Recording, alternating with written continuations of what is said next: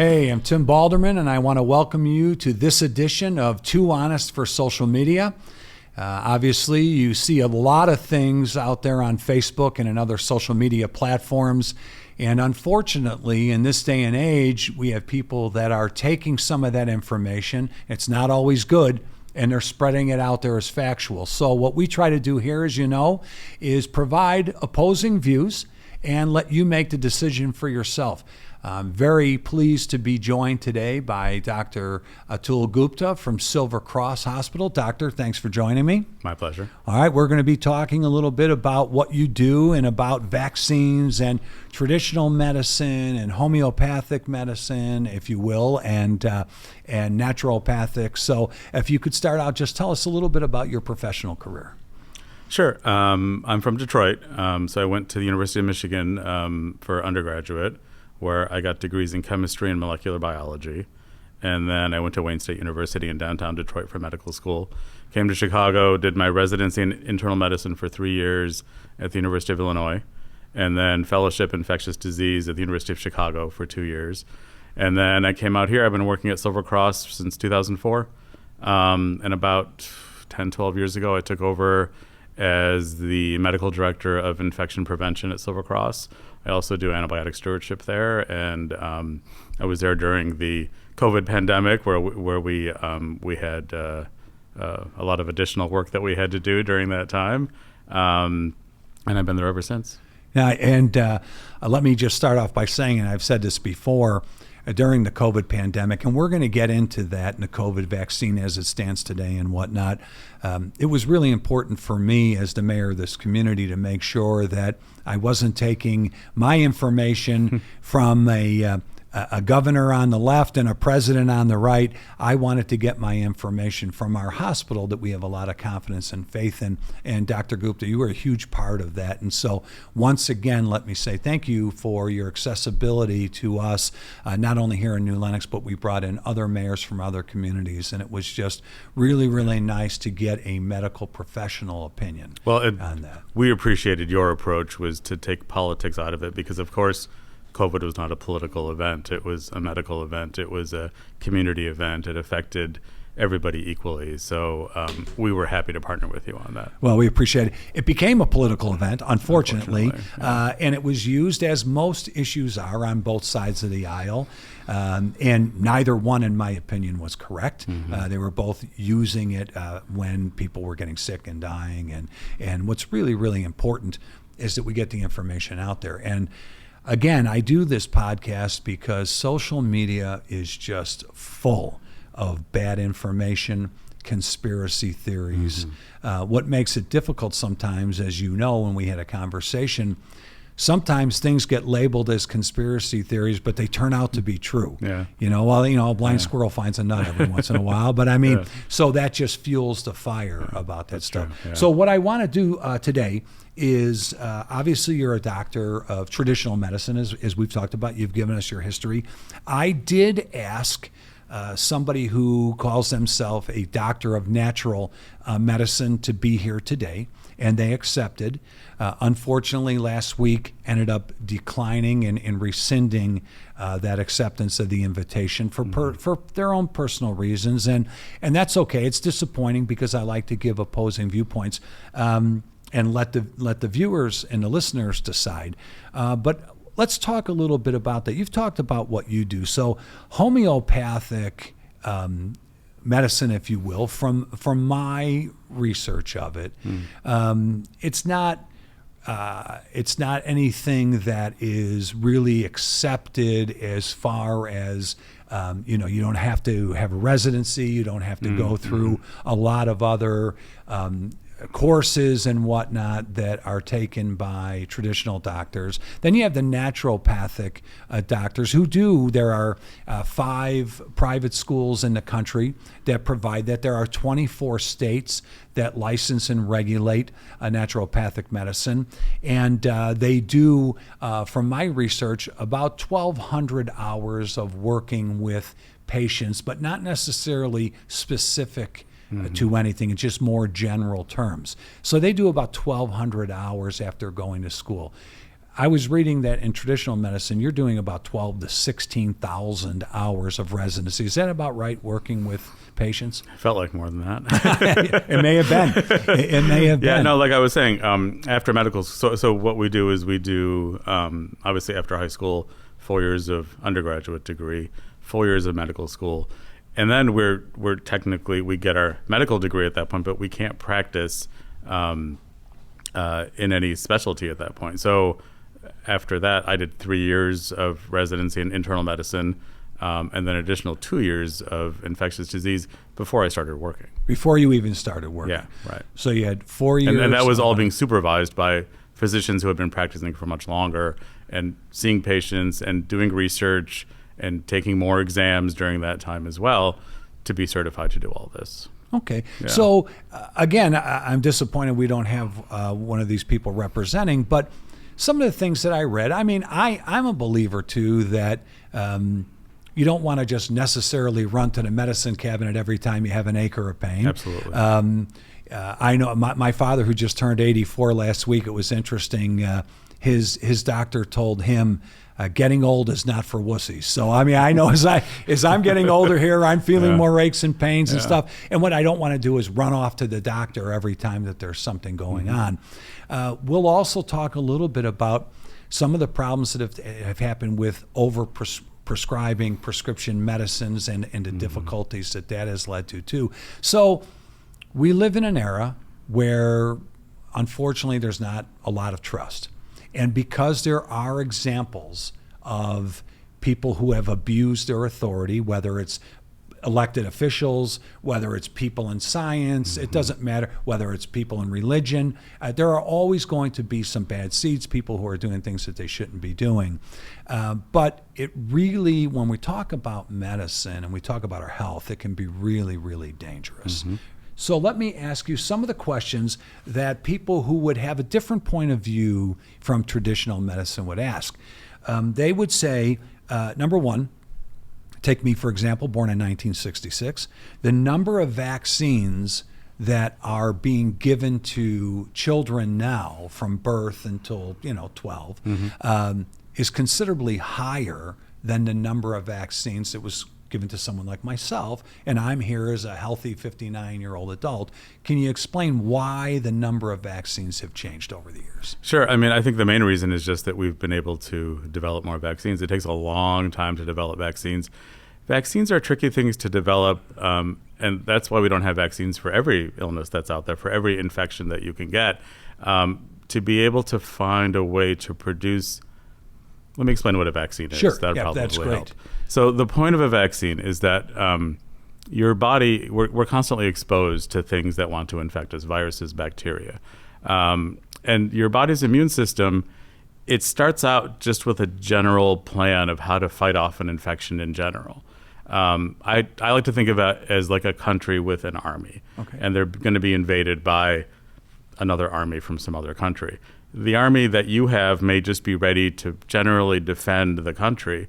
If you can find a way to give your army inside information about the opposing army, know their tactics, know exactly how to defeat them before they invade, you're going to be a lot more successful, right? So what a vaccine does is it exposes your immune system, and this is one of the beautiful things about the human body, in my opinion, as an infectious disease doctor. The immune system has the ability to remember when it's been exposed to what we call a pathogen, a virus or a bacteria that wants to infect it. And so the vaccine, it exposes your immune system to just enough of that virus or bacteria to be able to remember it, so that if you are exposed to it in the future, it's ready to go, and it can start fighting the infection right away.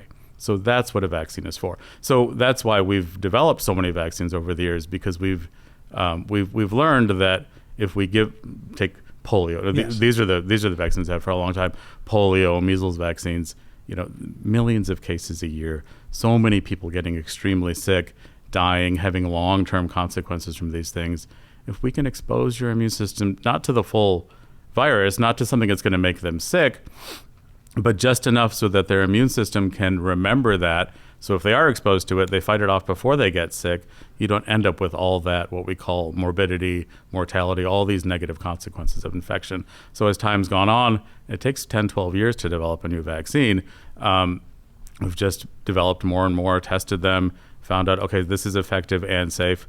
Let's add it to the schedule. See, that makes perfect sense, because one of the questions that's asked by people, why is the human body viewed as flawed that we need to put vaccine into it? But what you're saying is it isn't flawed. It's actually remarkable. It's amazing. However, it doesn't have all of the defenses that it would possibly need. Yeah. And I would say that the proof is that polio has been eradicated here, and that you don't see measles and whatnot since those vaccines have come in. All right. Well, that makes perfect sense. Now, why does it say a vaccine is one size fits all? Is that true, that we're all getting the same dose regardless of how old we are, the size of our body? That sort of thing. I mean, for some vaccines, that they test them in all age groups, and they say, this one dose works for everyone, is equally safe for everyone. We'll put out one dose.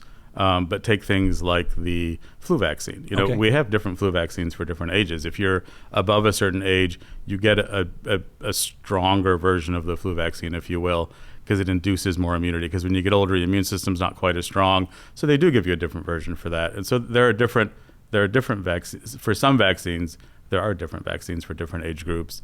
But most of the vaccines we give on a schedule. Sure. So we give that dose for that age, and it's just given on that schedule, and so we don't need different doses. All right. So speaking of those schedules, I've kind of looked at what I've seen, and I can't remember if this was in a Center for Disease Control or where, but it was a site that said, okay, at birth you get the hepatitis B and the RSV vaccines, in the 1 to 2 months, diphtheria, HIV, polio, rotavirus, tetanus, whooping cough. And then there are just a few other vaccines that come after that, but you continue to get those doses. When you get to 12 to 23, you've got the chicken pox, the hepatitis A, the measles, the mumps, that sort of thing. So, and then at 11 to 12, HPV, meningococcal. You can say they're better than I can. But yes, so it's not that there are...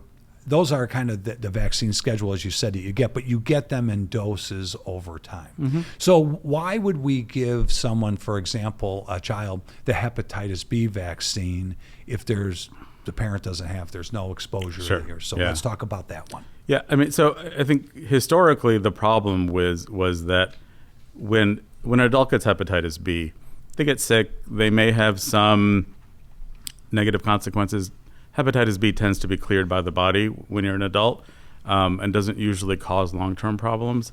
As an infant, it's much more severe. Okay. So it may not be very common in infants, for sure, but the consequences are much more dire. And so what they've looked at with all these vaccines is not just the likelihood of getting the infection, but the consequences of getting that infection, and how severe they can be. Try to balance those things and figure out the right time to give them to everybody. Like this is a relatively new vaccine, the HPV vaccine. Right. And so that's a sexually transmitted disease, and it is known to lead to cervical cancer in women, certain other cancers in men, but cervical cancer is very hard to diagnose. It tends to present, patients tend to find out about it when it's already pretty advanced.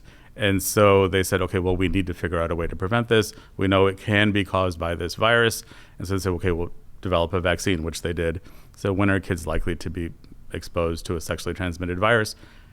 In their early teen years at the earliest. And so that's why they put it on the schedule then. All right. So let's kind of just dive a little deeper into that. So you're saying that children in particular are being given vaccines not because there's a great likelihood that they're going to get hepatitis B or that they'll get cervical cancer or whatever, but that if they do without the vaccine, the consequences are dire. Absolutely. Okay, so I'm sure they're all different, but I mean, just in general terms, what do you think we're talking about if we didn't give these vaccines?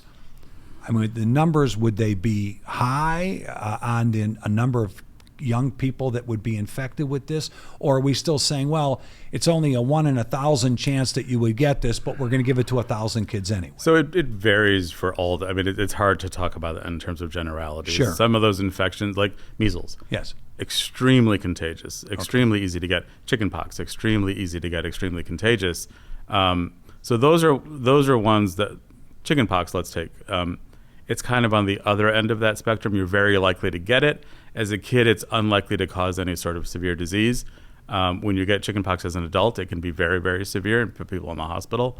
But then the problem with chickenpox is that if you get chickenpox, the infection, later in life you can get shingles. And shingles can cause lots of problems later in life. And so we try to prevent kids from getting chickenpox in the first place, not because they're necessarily going to get very sick from chickenpox as a child, but to prevent complications way down the road.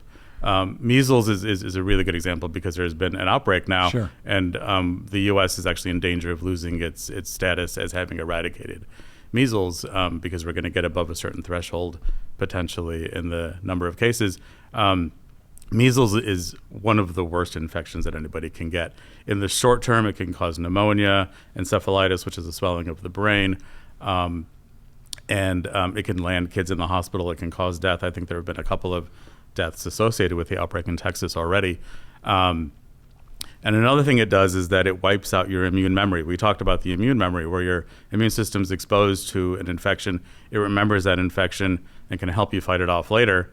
The measles virus has this ability to wipe out your memory of other infections. So even if you've developed a strong immune system, you get measles, it gets wiped out. Suddenly you're vulnerable to everything that you've been exposed to in the past. All right, well, let's talk about measles because, again, not everything that's out there is a conspiracy theory. Some things end up being true. But one of the things that's circulating about these measles cases is, well, that's because, talking about making things political, we had open borders, and the people that are coming here that aren't vaccinated or whatever, that's where these measles cases are coming from and measles deaths.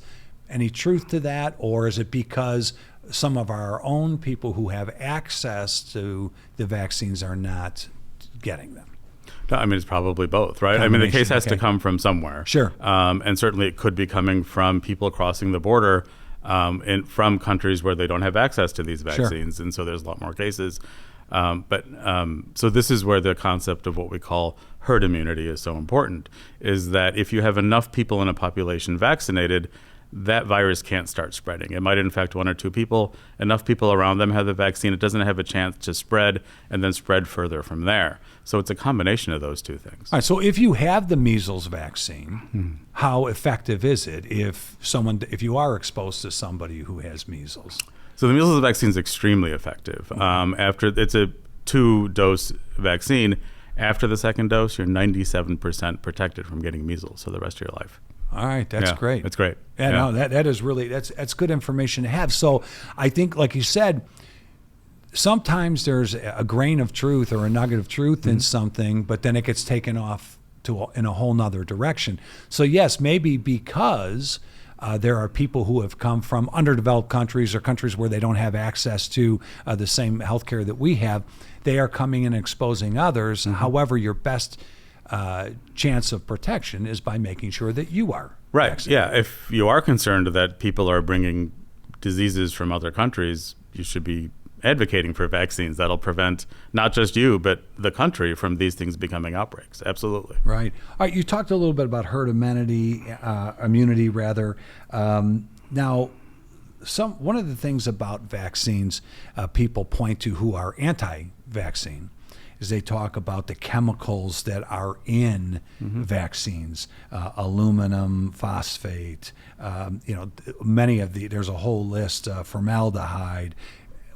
How are those chemicals in vaccines, and how is it safe if these are chemicals we should be staying away from? Sure. Yeah. I mean, we can take, so when they manufacture a vaccine, they have to consider kind of three main things. The effectiveness of the vaccine, two main things. The effectiveness of the vaccine and the stability of the vaccine. It has to be able to be transported and stored. So some of those things that are added, they'll only add what they absolutely need to achieve those goals. So let's take the aluminum, for example. The aluminum is what we call an immune enhancer. It's an adjuvant. So it enhances your immune system's reaction to the vaccine, so you get a stronger response, so your immunity is stronger to whatever's in the vaccine that you want. The amount, so this is what we need to talk about, Yes. is the amount of these things that are in there. When you're getting a vaccine, it's not a gallon of vaccine you're getting. Sure. It's a tiny little shot. The amount of aluminum is far less than you get from food every day. I mean, it's just a tiniest amount of aluminum. So the idea that you're getting enough aluminum to cause toxicity, it's just ridiculous. Okay. You're exposed to more aluminum in your everyday life than you are from one day of your life than you are from all the vaccines you could get in your entire life. Same thing with there's this concern about mercury. Yes.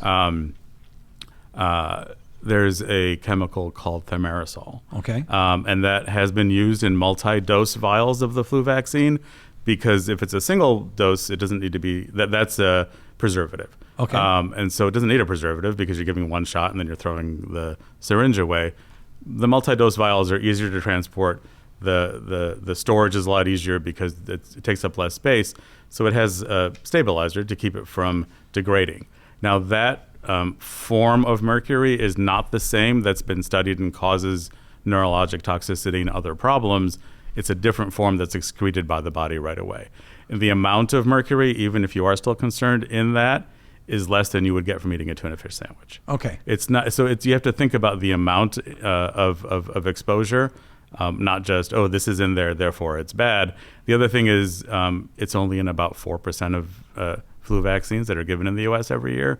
Most flu vaccines given in the U.S. are the single shot ones. Okay. So the vast majority of people who are getting flu shots aren't being exposed to that anyway. So what you're saying, in vaccines are chemicals that we don't necessarily want in our bodies, but they're at such a low level that they're not having a negative impact on us. Right. If you talk about formaldehyde, which is, I think, not in very many vaccines anymore, but your body produces formaldehyde naturally. We all have formaldehyde in our body already, and the amount you're getting in a vaccine is much less than you already have in your body. So the idea that, oh, I can't get that because it has formaldehyde or it has aluminum or it has mercury, you have these things in your body. You're exposed to these things all the time. It's not an additional insult to your body by any means. Okay. All right. One of the things we're told is that vaccines don't shed. Yet the inserts warn that a newly vaccinated person should avoid being around babies, elderly, and immune-compromised individuals for weeks. If they don't shed, why would that be a warning? Some vaccines absolutely do shed. They do. Absolutely. Okay, that's great. Okay, so there are different types of vaccines. Some vaccines are what we call live attenuated virus vaccines, meaning that they couldn't, or they haven't yet, I should say, developed a vaccine where it's just a small component of the virus that they're exposing your body to. So they take the actual polio, for example. They take the actual virus and they weaken it. Okay. Smallpox is a better example, actually. They take the actual virus and they weaken it so that it can't cause the disease smallpox, but it can. But it's in your body enough to elicit the immune response you want, so you can become immune if you're exposed in the future. Some of those viruses will replicate and shed, for sure. Most of the vaccines we have now are not that kind of vaccine. But for those ones, it is absolutely recommended to avoid people who might be susceptible to getting a real illness afterwards. Absolutely. All right, so you're saying there are some that do shed. Sure. Not most, but Not some. most, and yeah, if you are right. getting one that does, you should avoid people who are immunocompromised, the elderly, and babies. Right. And that's why it's in the package insert, and that's why we tell people that. And so those are the ones that shed. So that's not in every packet or every vaccine. Just as a precaution. It shouldn't be. Yeah. No. Okay. Yeah. All right, let's talk about COVID. And that is one. Well, wait, before we get into that real quickly, the other thing, of course, that's talked about quite a bit is the rise in cases being the autism. Sure. And the supposed link from vaccine to autism. Mm-hmm. As the infectious disease specialist, what is your response to that? Well, so unfortunately how this started was there was a British physician, Andrew Wakefield. Okay. And I think it was in the 90s. I don't remember exactly, but he published a paper in The Lancet, which is a very well-respected medical journal out of England, where he supposedly demonstrated a link between vaccines and autism. Turns out the data was flawed, and he had a financial interest in a company that was producing an alternative to vaccines. And so that paper was retracted. It was reviewed by multiple experts, and they all said this data doesn't make any sense, and he retracted it, lost his medical license. But then the idea was out there. Like you said, once these ideas get out there, they take hold, And so the idea was out there. And so, then it was studied. I've heard a lot of people ask me, why won't they study if there's a link between vaccines and autism? It's been studied almost more than any other link that could be out there. There was just a big study of Denmark, 1.2 million kids they studied, huge study out of Denmark. And they compared kids who got vaccines with, so his contention was that it was the mercury. They studied kids who got vaccines with mercury, without mercury, and they found absolutely no link in the rates of autism. So, and that's just one of hundreds of studies that have been done, not just in the US, worldwide, replicated all over the world.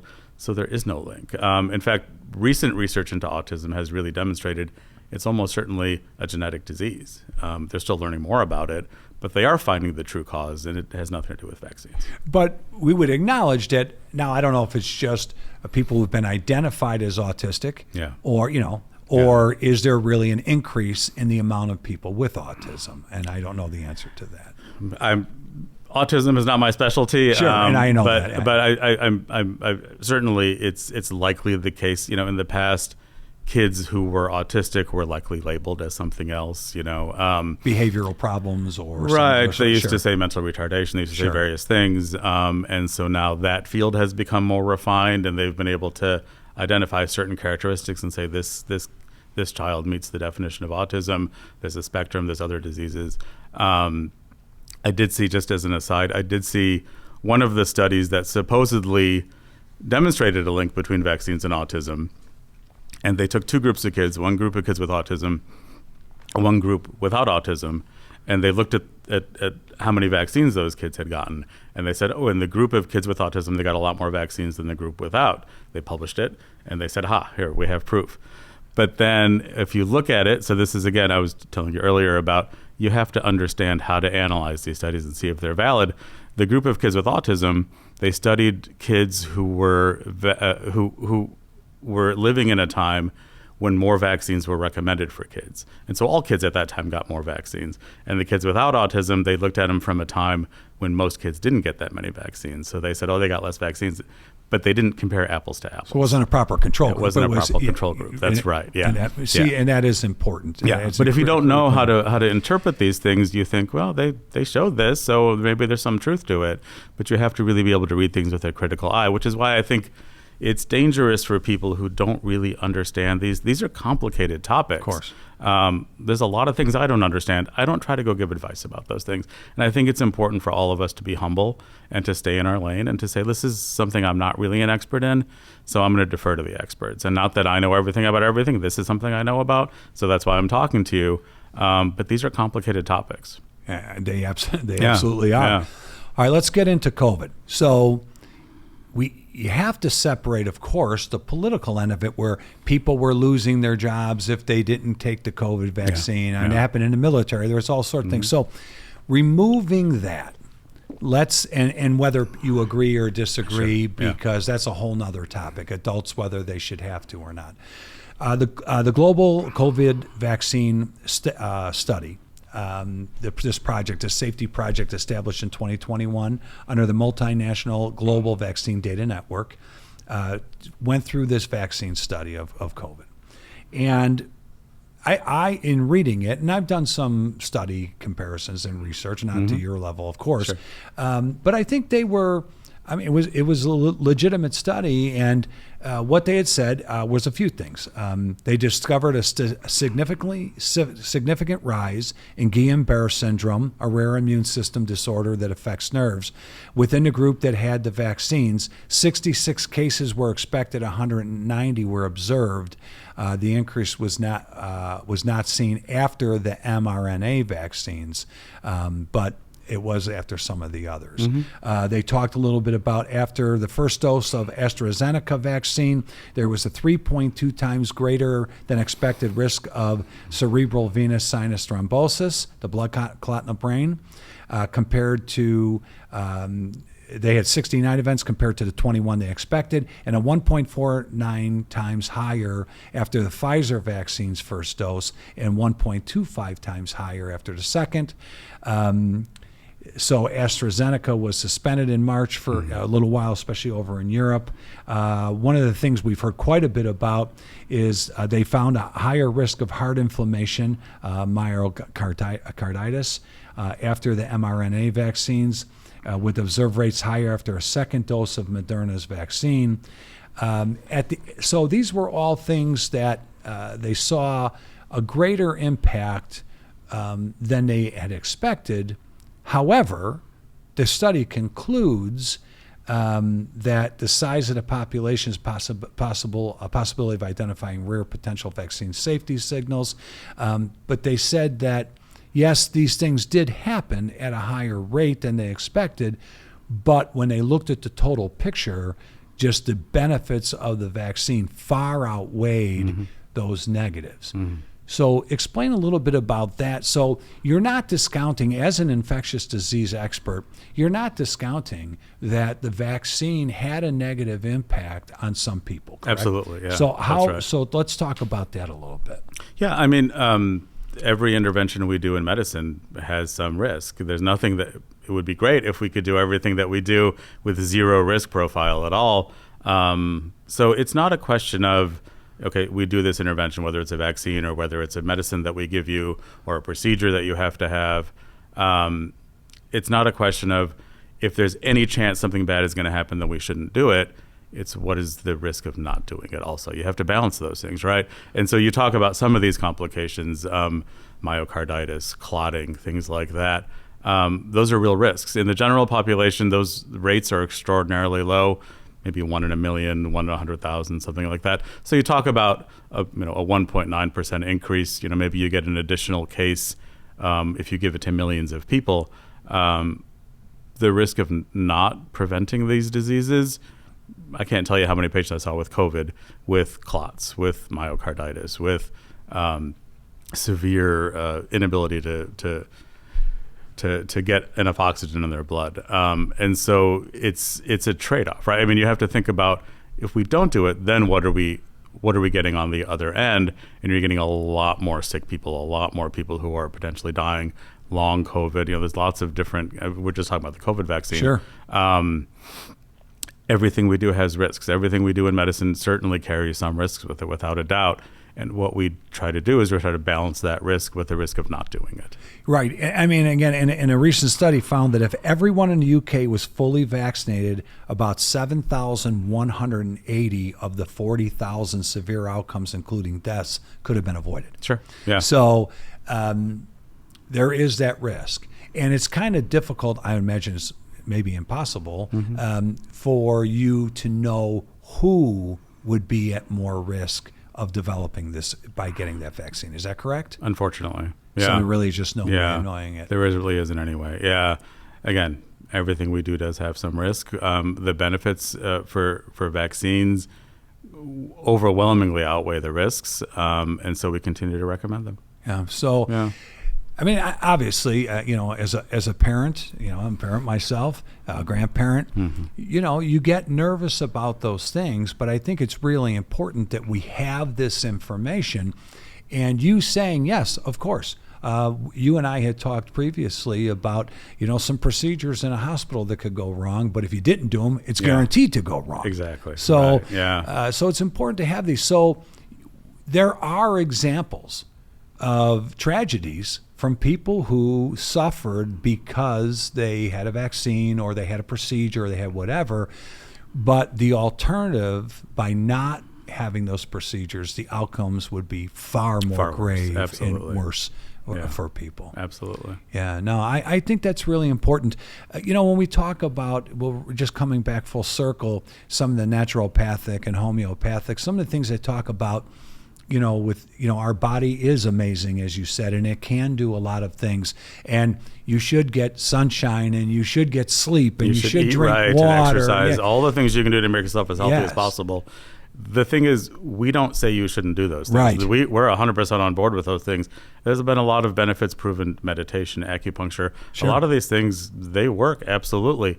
Being as healthy as you can is extremely important, plus all the other things that we do. And I think that's critical. So it's what we're really seeing here is traditional medicine, and correct me if I'm wrong, is not discounting the benefits of homeopathic or naturopathic, but the problem is they are discrediting the benefits of traditional medicine.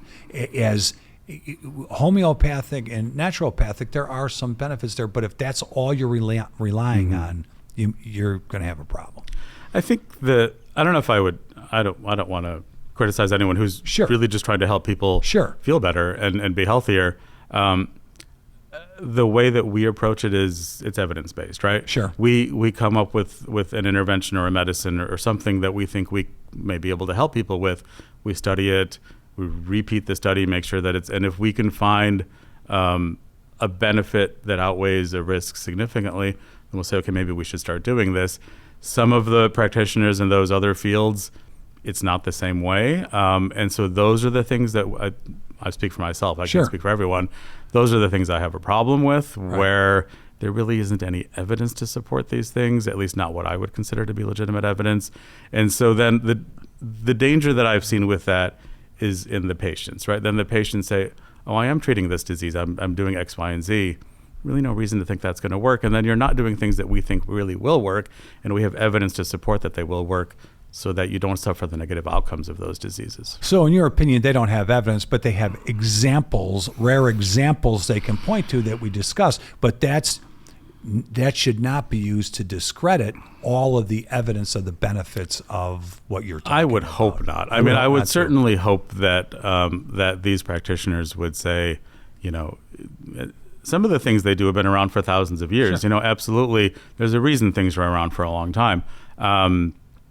But I would hope they would say, let's try this. If it doesn't seem like you're getting better, please go see an allopathic doctor, MD or a DO, and see what they have to offer you too, So, and again, just like we tell our patients, you got migraines, you have these other diseases, we give you these medicines. Why don't you try acupuncture? Why don't you try meditation? See if it works, Absolutely. Do everything you can to feel as good as possible. That's right. Yeah. That's right. And again, I would tell you that I have seen firsthand the outstanding benefit of having a first-class facility like Silver Cross in our community and in our region. It without question for me, there's no doubt. I too am a believer in mindfulness and in getting sun and drinking water and all those other things. But I've had enough happen in my life that if I didn't have an antibiotic, if I didn't, I'd be in big trouble. And so, I mean, I've got a pacemaker that's keeping my heart going.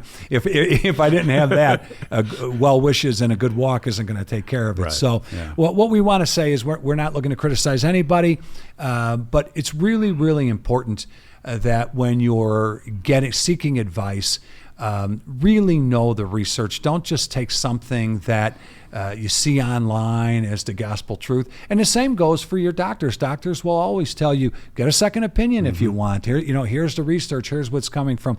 Just know who you're talking to and how they're backing up what they're saying.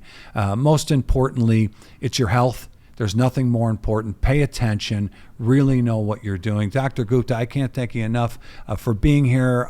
Again, our sincere thanks. You are always available to me anytime I pick up the phone when I try to help the community with something.